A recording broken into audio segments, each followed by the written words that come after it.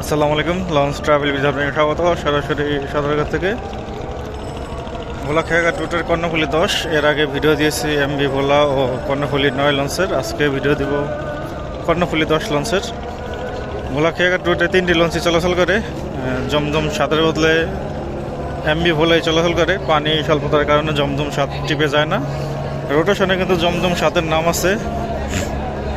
জমজম 7 কিন্তু এমবি বালিয়ার বদলে নাম লাগাইছিল। যাই হোক, তো আজকে কর্ণফুলী 10 রাত 8:45 ছেড়ে যাবে ভোলা খেয়াঘাটের উদ্দেশ্যে। এখন বাজে 7:32। লঞ্চের সাথে আরও 1 ঘন্টার বেশি সময় বাকি আছে। নিচতলা ট্রেক আরও 1 ঘন্টায় প্রচুর পরিমাণে যেতে হবে।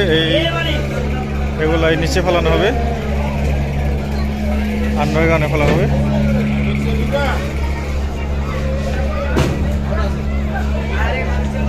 নিচে অনেক মালামাল রয়েছে।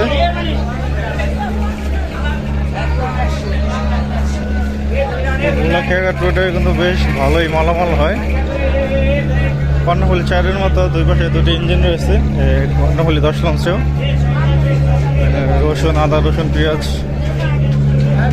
অনেক উঠানো হয়েছে লঞ্চে।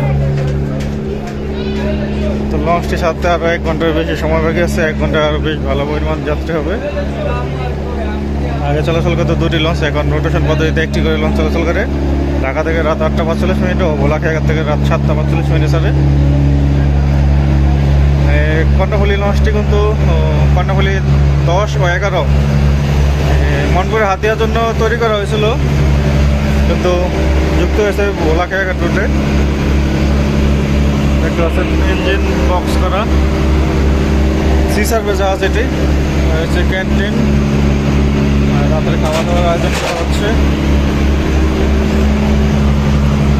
কর্ণফুলী 10 ও 11 এই 2টি লঞ্চ কিন্তু মনপুরে হাতিয়ার জন্য তৈরি করা হয়েছিল সি সার্ভে জাহাজ। এই 2টি পরবর্তীতে কর্ণফুলী 11 যুক্ত হয় কালীগঞ্জ ইলিশা রুটে।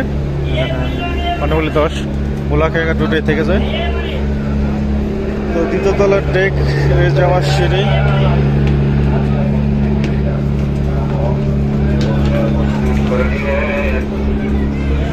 রয়েছে দ্বিতীয় তলার ডেক। তো এই ছিল ভোলা খেয়াঘাট রুটের কর্ণফুলী 10 লঞ্চে কেমন যাত্রী হলো। পরবর্তীতে অন্য কোনো রুটের ভিডিও নিয়ে হাজির হবো। তখন সাথে থাকার জন্য অসংখ্য ধন্যবাদ। ভিডিওটি ভালো লাগে লাইক, কমেন্ট, শেয়ার করবেন। আর চ্যানেলে নতুন থাকলে সাবস্ক্রাইব করবেন।